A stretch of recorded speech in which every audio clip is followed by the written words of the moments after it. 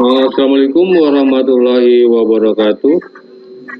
Nah, kita akan kembali belajar pada KD pencampuran mixing bahan pakan ternak unggas untuk tahun pelajaran 2022-2023 di SMK Nurul Dapan Lumbangan, program agribisnis ternak unggas oleh saya sendiri Didi Kusmana SPT dengan nomor PPK 18059661112. Berikut nomor HP dan email. KD pencampuran mixing bahan pakan ternak unggas. Tujuan pembelajaran dari KD pencampuran atau mixing bahan pakan ternak unggas. Satu, melalui tahapan pembelajaran dengan model PBL, Problem Based Learning, serta nanti ada praktik dan presentasi peserta didik. Diharapkan mampu satu, menjelaskan tujuan pencampuran bahan pakan. Yang kedua, menerapkan prosedur pencampuran bahan pakan. Yang ketiga, menganalisis mutu campuran bahan pakan. Dan yang keempat, mendemonstrasikan cara mencampur bahan pakan. Yang kelima, mempresentasikan hasil kegiatan pencampuran bahan pakan. Langkah-langkah kegiatan pembelajaran. Di antaranya alat dan bahan. Alat yang harus disiapkan yaitu spidol, infocus, laptop, WhatsApp sebagai alat komunikasi dengan siswa, speaker aktif. Yang selanjutnya bahan 2.1.2 adalah bahan. Di antaranya buku paket, modul, bisa juga menggunakan handout atau PowerPoint, bisa juga ditambahkan dengan video atau link YouTube tentang pelajaran KD pencampuran pakan. Yang selanjutnya 2.1.3 adalah assessment atau penilaian. Ini berupa PG, juga tes list, essay dan juga tes lisan. Dan jawaban dapat dikirim ke email dedikusmana85@guru.smk.belajar.id. Pendahuluan, bismillahirrahmanirrahim. Assalamualaikum warahmatullahi wabarakatuh. Dalam tahapan pembelajaran kali ini, yang pertama kita akan mengidentifikasi masalah secara hot abad 21, di mana pada masalah pelajaran kita adalah nanti di pencampuran pakan atau mixing pakan. Yang kedua, menetapkan masalah. Yang ketiga, mengembangkan solusi dari masalah tersebut. Yang keempat, melakukan tindakan strategis.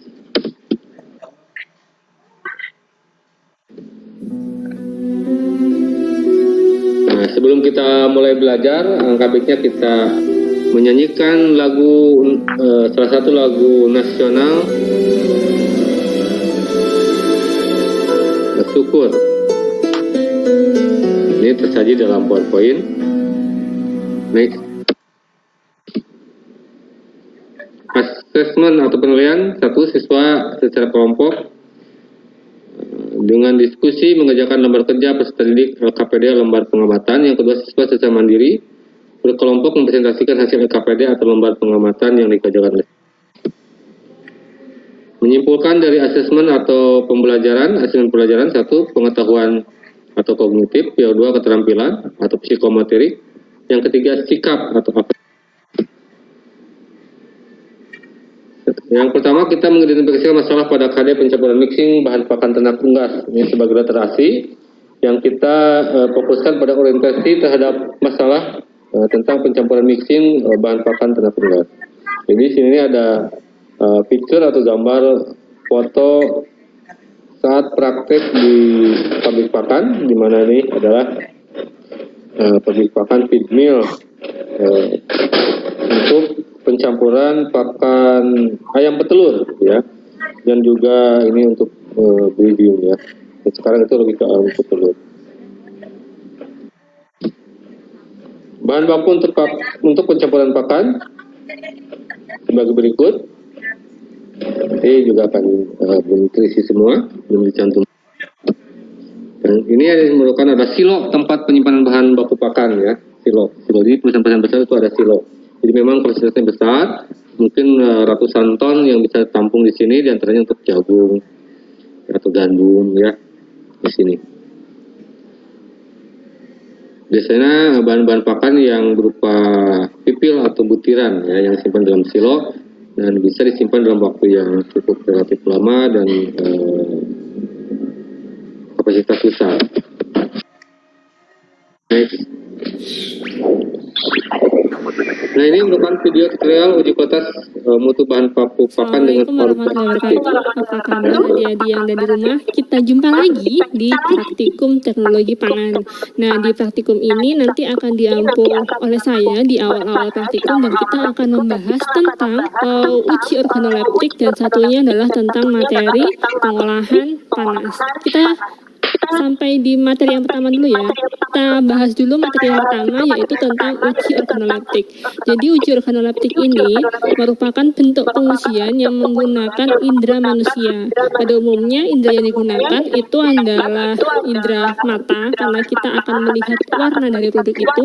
Kemudian aromanya kita menggunakan hidung. Kemudian ada lagi indera pengecap sebagai rasa. Dan satunya adalah tekstur. Tekstur bisa saja kita menggunakan kulit untuk merasakan bagaimana teksturnya, bantuan untuk misalkan mematahkan, atau kadang kita juga membutuhkan gigi kita untuk mengunyahnya. Kemudian ada lagi satunya, ini jarang digunakan tapi bisa aja digunakan, yaitu dari telinga. Jadi kadang kalau kita melakukan pengujian misalkan seperti keripik atau kerupuk, nah itu kan ada rasa atau ada bukan rasa, ada suara. Jadi misalkan sesuatu yang patah itu kan ada suaranya, dan itu bisa juga kita gunakan sebagai parameter pengujian di uji organoleptik. Jadi memang kalau di pengujian organoleptik ini, sekali lagi kita menggunakan indera manusia sebagai alat untuk pengujiannya. Sebenarnya di mata kuliah sebelumnya di semester lalu, yaitu di ilmu bahan makanan, sudah sempat saya singgung dan juga sudah saya minta kalian untuk memperagakan, sebenarnya ini loh kalau kita mau menguji organoleptik di sayuran dan buah di yang kemarin itu. Nah, sekarang kita akan lebih mendalam mempelajari terkait dengan keilmuannya. Jadi seperti apa sih kalau misalkan kita ingin melakukan pengujian organoleptik seperti itu. Kalau pengujian ini dilakukan di lab, biasanya kami akan meminta mahasiswa untuk masuk ke dalam lab itu bertahap, yaitu hanya mungkin sekitar 10 mahasiswa. Karena kalau misalkan pengujian organoleptik, karena itu sangat individualis, jadi tidak boleh kita itu misalkan panelis itu meminta jawaban ke temannya, itu nggak boleh, karena memang yang digunakan di sini adalah jawaban dari masing-masing panelis. Tidak ada salah dan benar dalam pengujian ini, semuanya adalah tergantung dari panelisnya, sehingga memang perlu dikerjakan sendiri-sendiri, tidak perlu yang lainnya nyontoh, saya kamu aja yang mengerjakan, itu nggak bisa. Jadi memang dikerjakan secara sendiri-sendiri. Dan juga kalau di lab biasanya ada jarak, jadi antara panelis satu dengan panelis yang lain itu ada jarak. Tujuannya adalah supaya yaitu tadi yang pertama tidak saling mencontek, kemudian yang lainnya adalah tidak mengganggu dengan tidak mengganggu antar panelis. Jadi panelis satu dengan panelis yang lain itu bisa tenang dan fokus mengerjakan pengujian dari masing-masing produk yang sedang diuji. Seperti itu. Dan metode yang digunakan itu ada di praktikum ini ada 3. Yang pertama adalah uji rasa dasar, yang kedua adalah uji hedonik, dan yang ketiga adalah uji mutu hedonik. Pada uji rasa dasar, kalau misalkan di lab nih ya, misalnya di lab itu biasanya saya meminta mereka untuk menebak rasa. Saya menyediakan 6 parutan, ada rasa asin, kemudian manis, tawar, pahit, kemudian umami, dan hambar. Kemudian dari rasa itu saya minta mereka menebak, di gelas ini itu rasa apa? Gelas ini rasa apa? Seperti itu. Nanti ada kode-kodenya, saya minta mereka untuk menebak. Tapi karena di daring tidak mungkin dilakukan seperti itu, sehingga nanti saya hanya akan meminta kalian untuk mengenal, oh rasa manis itu kayak gini, oh ternyata rasa asin itu seperti ini. Nanti saya pandu bagaimana cara melakukannya. Pengujian yang kedua adalah uji hedonik. Pada uji hedonik ini yang dinilai adalah rasa kesukaan dari panelis. Apakah panelis itu menyukai produk A, atau mungkin panelis jenis enggak menyukainya atau mungkin malah justru sangat tidak suka. Itu yang akan dinilai. Jadi nanti akan disajikan produk A, kemudian nanti panelis akan melihat, oh saya suka, oh saya tidak suka, seperti itu. Kemudian yang ketiga adalah uji mutu hedonik. Nah, bedanya adalah pada uji mutu hedonik ini lebih ke visualisasi bagaimana sih sebenarnya produknya ini. Enggak hanya visualisasi, tapi semuanya. Jadi kalau mutu hedonik itu lebih ke karakteristik dari produknya seperti apa. Nah, untuk BKPM-nya sudah diunggah, ada sedikit perbaikan, nanti juga saya akan pandu bagaimana kalian melakukan praktikum daring untuk uji organoleptik di rumah. Nanti untuk pengerjaannya kalian hanya perlu mengisi dari formulir yang sudah saya sediakan, dikerjakan sendiri-sendiri, dan nanti akan diunggah ketika kalian sudah selesai mengerjakan. Selanjutnya kita simak langsung ya untuk penjelasan bagaimana cara melakukan uji organoleptik dan pengisian formnya. Next. Nah, ini pabrik pakan, tempat pencampuran pakan dan unggas, ya. Tadi itu yang sebelumnya adalah video secara organoleptik bahan pakan, ya. Jadi di pabrik pakan itu ada beberapa bahan pakan, dan biasanya harus diuji kualitas bahan pakan tersebut, salah satunya dengan uji organoleptik. Kalau sudah teruji bagus, kualitas pakannya bagus, baru bisa dibuatkan formulasi untuk pencampuran bahan pakan, dan selanjutnya akan Nah, ini pabrik alat pipih jagung yang paling di belakang kota itu ada alat yang sangat besar dan tinggi, itu sebagai pipih jagung. Produksinya bisa tonan juga ya, karena kalau misalkan menanam jagung yang banyak, nah itu nanti setelah bonggol-bonggol yang kering itu dimasukkan ke dalam mesin ini dan keluar menjadi pipih jagung, dan bonggolnya akan terpisah. Ya. Biasanya limbah bonggolnya digunakan sebagai pakan ternak sapi potong atau sapi perah, dan pipih jagungnya nanti di blower sampai kering, nanti dimasukkan ke dismill, mesin pemecah jagung, nanti baru menjadi bahan untuk pencampuran pakan ayam. Nah, ini pabrik picking atau pencampuran bahan pakan ternak unggas. Yang di belakang itu ada mixer vertikal ya. Ini di foto terlihat anak-anak sedang mengamati mixer dengan kapasitas 2 ton yang bisa mencampurkan pakan selama 15 menit, itu sudah tercampur secara homogen. Nah, peralatan dan mesin mixing: 1 mesin mixer pencampuran, 2 timbangan digital, yang ketiga spot, yang keempat komputer untuk membuat formulasi tentunya, yang kelima dismill untuk memecah jagung, yang keenam alat untuk menguji kadar air bahan baku, yang ketujuh alat untuk mengambil sampel bahan baku, yang kedelapan mesin peleting, yang ke-9 kompon untuk mengeringkan bahan baku dan pelet, yang ke-10 mesin jahit untuk menjahit karung pakan, yang ke-11 adalah karung kemasan untuk kemasan. Nah, ini gudang penyimpanan pakan jadi biasanya pabrik pakan dengan gudang penyimpanan pakan itu terpisah ya, karena satu supaya tidak terkombinasi dengan debu dari bahan baku atau bertumpuk bersatu dengan bahan baku, karung-karung bahan baku, makanya gudang pakan itu disimpan terpisah dan biasanya lebih dekat kepada sarana jalan ya. Nah, di sini gudang pakan ini berkapasitas 800 ton ya. Jadi 800 ton itu muat bila gudang pakan ini diisi penuh. Nah, cara penumpukan karung pakannya dengan sistem staple, jadi ditumpuk seperti ini, ada selang-seling dari antara panjang dan lebar. Ini contohnya panjang dan lebar ini ditumpuk ya. Untuk penumpukan lapis pertama itu bisa menggunakan lebar ya, lebar. Nanti yang penumpukan kedua dengan panjangnya dari karung.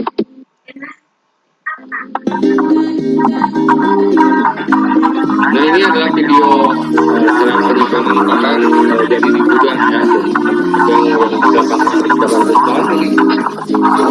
Biasanya dikepali oleh kepala gudang. Kemudian kepala gudang di sini adalah seorang perempuan dan juga seorang perempuan untuk mencatat beberapa pakan yang masuk dan beberapa sublayar yang berbeda, ini dengan tempat berbeda. Jadi ini lihat sekilas saja. Next.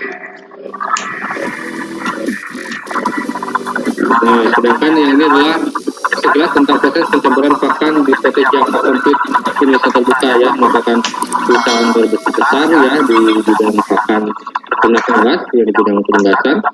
PT Japa Komplit ini salah satu divisi pakannya ya, hubungan pakan, pabrik pakannya, dan pakannya memang terpercaya dan berkualitas.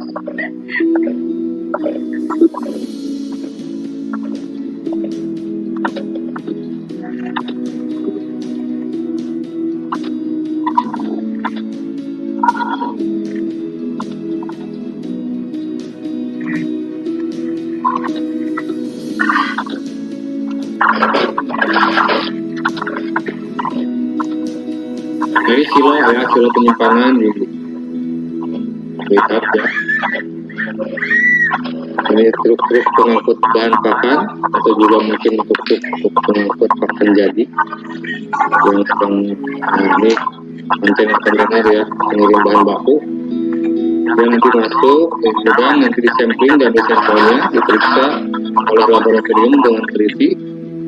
Nanti kalau sudah memang lulus teruji di quality control ini, baik secara kimiawi, fisik atau biologis ya, utamanya secara mikroskopi, yang baru sampel itu bisa diterima dan nanti si supplier dibayarkan dari perusahaan Japanya. Jadi pengambilan sampling untuk quality control, kualitas pakan ini perlu dilakukan dan protokolnya sangat ketat ya. Jadi ada beberapa sampel yang diambil dan beberapa perusahaan yang diambil. Pengujiannya dalam Indonesia standar yang dilakukan oleh PT Japa, baru bahan baku ini bisa masuk ke dalam gudang. Kalau misalkan tidak, ya berarti bahan baku ini ditolak.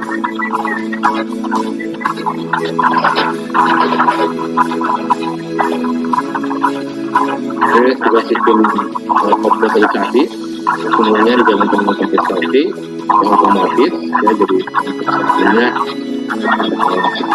sudah bersama nasional dan sudah PDK.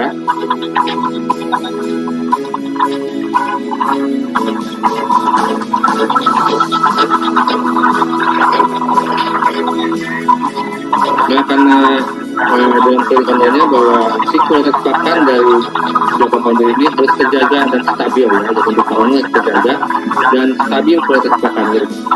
Jadi memang banyak ini seperti pencatatan, teliti juga, ini proses pengarungan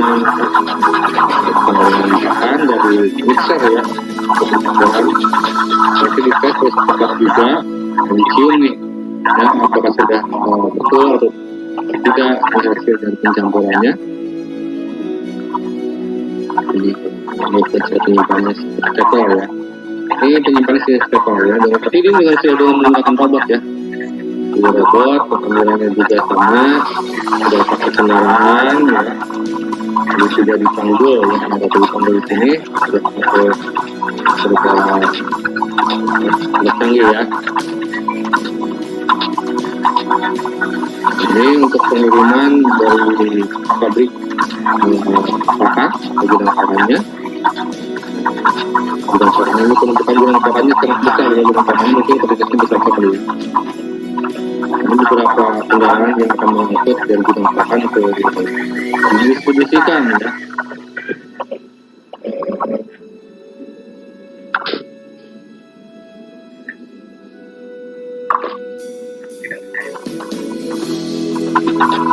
Ini beberapa divisi PT Japa Komplit dari beberapa wilayah di Indonesia ya, dari Sabang sampai Merauke. Ini kapal langsung ya, ada beberapa titik di beberapa provinsi di Indonesia ya. Jadi ini akses untuk mendapatkan pakan Japa Komplit ini sudah mudah ya, mudah bisa sampai kepada peternak yang membutuhkan fasilitas dari pakan di Japa Komplit. Ini terbuat ya, ini sudah dilakukan.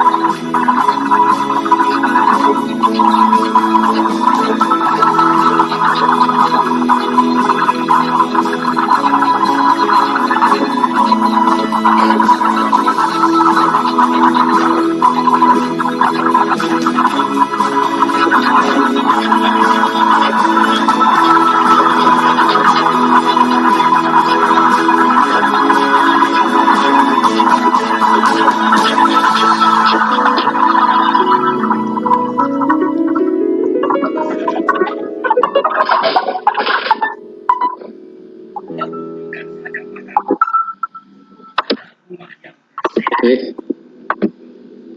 Ini tujuan pencampuran pakan ya. Kalau kita berbicara menganalisis apa tujuan pencampuran pakan itu, satu, apa itu pencampuran, apa yang dicampurkan, yang ketiga untuk apa dilakukan pencampuran, yang keempat menggunakan alat apa dalam pencampuran pakan ternak unggas, yang kelima berapa lama proses pencampuran dilakukan, yang keenam berapa orang tenaga kerja yang dibutuhkan dalam pencampuran bahan pakan ternak unggas, yang ketujuh bagaimana mengontrol kualitas pencampuran pakan ternak dan kualitas nutrisi pakan yang dihasilkan atau quality control dari pakan jadi ini.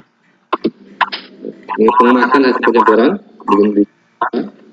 penyimpanan hasil pencampuran, ya seperti tadi gudang pakan belum disimpan juga, video tutorial belum dicantum juga, link materi pencampuran mixing pakan belum dicantum.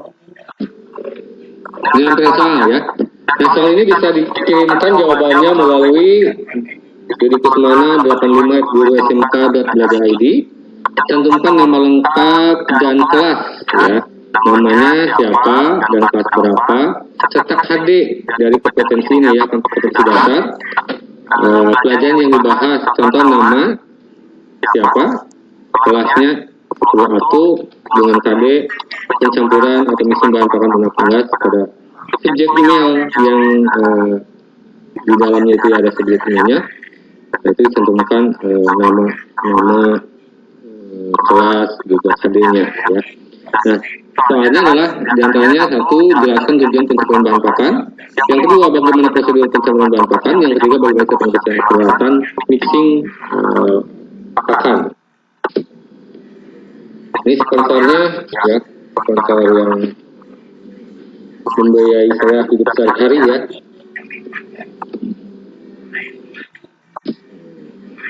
Sekian dan terima kasih, semoga bermanfaat. Assalamualaikum warahmatullahi wabarakatuh.